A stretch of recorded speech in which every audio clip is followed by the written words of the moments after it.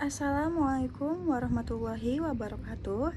Perkenalkan, nama saya Vina Berliana Azkia dengan NIM 11231133337. Saya dari kelas MA 22C15 dengan mata kuliah perpajakan.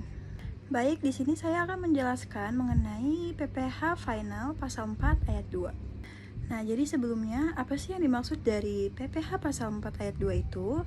Nah, jadi PPh pasal 4 ayat 2 itu adalah pajak penghasilan yang dikenakan atas penghasilan tertentu yang pengenaan pajaknya bersifat final. Nah, jadi artinya itu setelah pajak ini dipotong atau dibayarkan, maka penghasilan tersebut dianggap sudah dipajaki dan tidak diperhitungkan kembali pada saat perhitungan PPh terutang di SPT tahunan. Nah, berbeda dengan jenis pajak lainnya yang dapat dikreditkan atau diperhitungkan. Kembali pada saat perhitungan PPh terutang, di SPT tahunan PPh pasal 4 ayat 2 ini hanya dikenakan satu kali pada saat transaksi terjadi. Hal ini bertujuan untuk memberikan kemudahan dalam pemotongan dan pelaporan pajak, serta memberikan kepastian bagi wajib pajak terkait kewajiban perpajakannya. Pajak ini juga berlaku baik bagi wajib pajak orang pribadi maupun badan usaha. Beberapa jenis penghasilan yang termasuk dalam objek PPh pasal 4 ayat 2 ini meliputi penghasilan dari persewaan tanah dan atau bangunan, bunga tabungan dan deposito, penghasilan pengalihan hak atas tanah dan atau bangunan juga, hingga penghasilan yang diperoleh dari jasa konstruksi. Nah, ada juga nih objek dan tarif PPh pasal 4 ayat 2. Jadi PPh pasal 4 ayat 2 ini dikenakan atas beberapa jenis penghasilan yang ditetapkan secara spesifik oleh pemerintah. Berikut adalah objek yang dikenakan PPh pasal 4 ayat 2 beserta besaran tarif pajaknya, yaitu yang pertama ada peredaran bruto usaha tertentu. Jadi salah satu objek PPh pasal 4 ayat 2 adalah usaha dengan omset di bawah 4,8 miliar per tahun. Kategori ini seringkali dikenal sebagai usaha mikro, kecil, dan menengah atau UMKM. Untuk penghasilan ini, tarif PPh final yang dikenakan adalah sebesar 0,5% dari total omset penjualan setiap bulan. Tarif tersebut hanya berlaku sampai dengan jangka waktu paling lama 7 tahun pajak bagi wajib pajak orang pribadi, 3 tahun pajak bagi wajib pajak badan berbentuk perseroan terbatas atau PT. Nah, ada juga 4 tahun pajak bagi wajib pajak badan berbentuk koperasi, persekutuan, komandir atau CV, firma, BUMDes atau PT perorangan. Nah, yang kedua itu ada bunga, deposit, dan tabungan. Jadi pendapatan dari bunga deposit dan tabungan juga dikenakan PPh pasal 4 ayat 2 ini. Tarif yang dikenakan adalah sebesar 20% dari bunga yang diterima. Yang ketiga yaitu ada bunga obligasi, yang dimana pendapatan bunga dari obligasi dan surat berharga negara atau SBN juga dikenakan PPh pasal 4 ayat 2. Tarif yang dikenakan adalah sebesar 10% dari bunga atau diskonto obligasi. Terdapat insentif PPh ditanggung pemerintah atas obligasi pemerintah dalam mata uang asing yang diterbitkan di pasar internasional.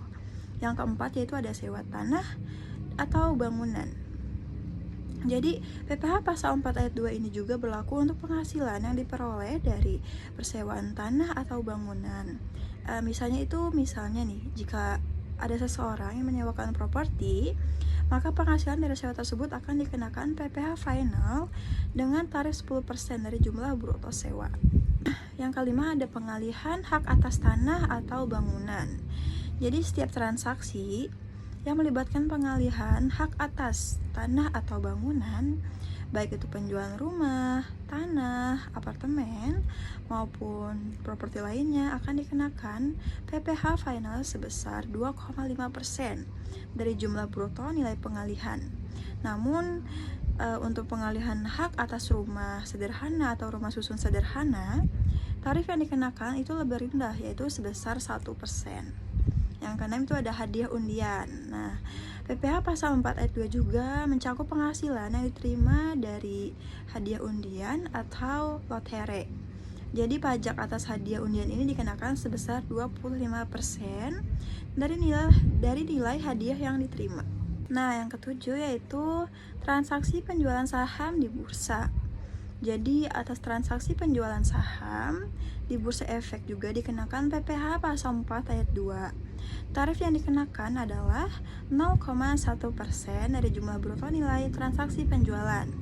Yang ke-8 yaitu ada jasa konstruksi. Jadi pekerjaan konstruksi ini termasuk jasa konsultasi konstruksi.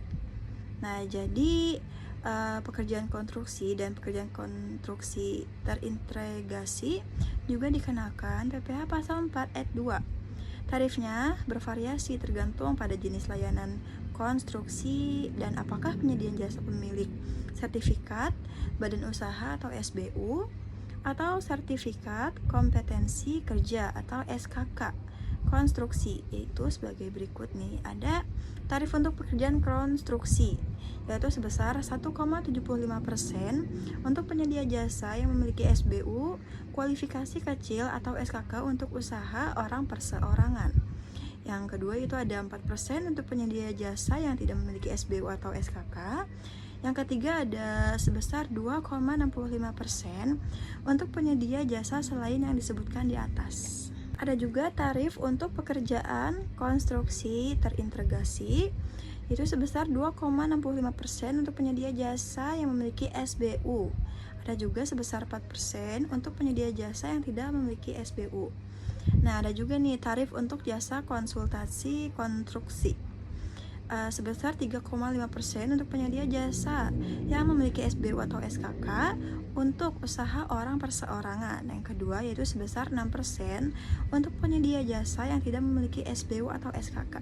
Nah, di sini juga saya akan menjelaskan cara menghitung PPh pasal 4 ayat 2. Jadi menghitung PPh pasal 4 ayat 2 ini relatif sederhana karena pengenaan pajaknya didasarkan pada penghasilan bruto dan sifatnya final. Berikut ada beberapa contoh cara menghitung PPh pasal 4 ayat 2 untuk beberapa jenis penghasilan. Nah, jadi contoh yang pertama itu adalah contoh perhitungan PPh final untuk persewaan tanah atau bangunan. Misalnya ada seseorang yang menyewakan rumah kepada pihak lain dengan total nilai sewa sebesar 100 juta per tahun. Pajak yang dikenakan atas sewa tersebut adalah 10% dari jumlah bruto sewa. Jadi perhitungannya adalah sebagai berikut nih, ada PPh pasal 4 ayat 2 terutang sama dengan 10% dikali 100 juta, yaitu sama dengan 10 juta ya. Jadi pajak yang harus dibayarkan itu sebesar 10 juta. Adapun contoh yang kedua yaitu contoh perhitungan PPh final untuk jasa konstruksi. Sebuah perusahaan konstruksi dengan kualifikasi usaha kecil menerima kontrak proyek senilai 500 juta rupiah. Tarif PPh yang dikenakan adalah 1,75%. Karena perusahaan memiliki sertifikat badan usaha kualifikasi kecil, jadi cara menghitungnya itu adalah PPh pasal 4 ayat 2 terutang sama dengan 1,75% dikali 500 juta sama dengan hasilnya itu 8.750.000 rupiah. Jadi pajak yang terutang adalah sebesar 8.750.000 rupiah atas penghasilan dari proyek konstruksi tersebut. Nah, adapun contoh yang ketiga yaitu contoh perhitungan PPh final untuk pengalihan hak atas tanah atau bangunan. Misalnya seseorang individu menjual tanah seharga 1 juta. Penghasilan ini termasuk dalam objek PPh pasal 4 ayat 2 dengan tarif pajak sebesar 2,5%. Nah, jadi hitungnya itu PPh pasal 4 ayat 2 terutang sama dengan 2,5% dikali 1 juta. Jadi hasilnya yaitu 25 juta. Jadi pajak yang harus dibayarkan atas penjualan tanah tersebut adalah sebesar 25 juta rupiah. Nah, jadi kesimpulannya PPh pasal 4 ayat 2 ini merupakan jenis PPh final yang dikenakan atas beberapa jenis penghasilan tertentu. Tarif pajak yang dikenakan juga bervariasi tergantung pada jenis penghasilan yang diterima. Dengan mengetahui objek, tarif, dan cara menghitung PPh pasal 4 ayat 2, wajib pajak dapat lebih mudah dalam memenuhi kewajiban perpajakannya secara cepat dan tepat. Nah, jadi itu sedikit penjelasan dari saya mengenai PPh final pasal 4 ayat 2. Semoga bermanfaat dan dapat dimengerti. Kurang lebihnya saya mohon maaf. Wassalamualaikum warahmatullahi wabarakatuh.